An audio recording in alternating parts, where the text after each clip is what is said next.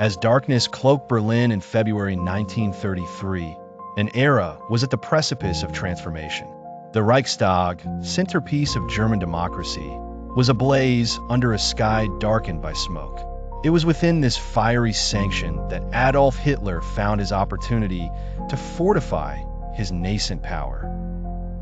Hitler strategically manipulated the escalating tensions between the Nazi and communist factions. The firestorm consumed the parliament building, serving as a catalyst for transformation as Hitler leveraged the catastrophe to campaign against the communists.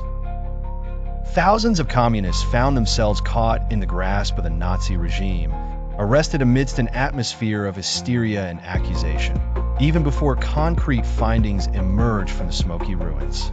The centerpiece of these arrests was Marinus van der Lubbe. Marinus van der Lubbe, a young, enigmatic Dutchman found within the charred remains of the Reichstag, was pressed into the role of firestarter in a highly publicized trial.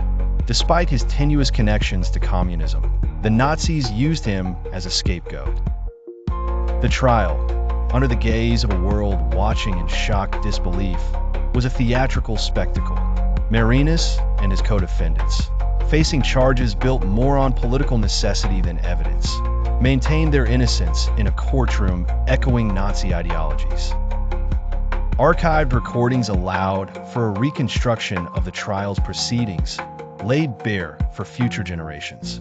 Yet behind closed doors, political machinations orchestrated by figures like Hermann Göring festered, serving the vision of Nazi dominance. Despite the evidence, suspicions and truths were malleable to those in power. Of the 5 accused, Marinus van der Lubbe was the scapegoat, the chosen symbol of guilt.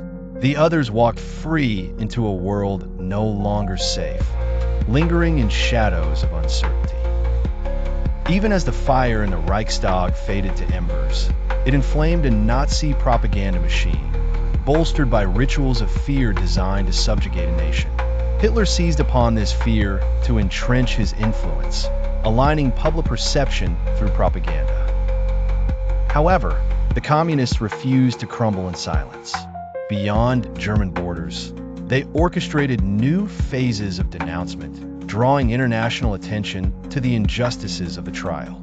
Yet, their counterclaims were drowned in the fanaticism of rising fascism. With the eventual unfolding of history, the Reichstag fire became a clear precursor to the dire realities under the Nazi regime's iron grip.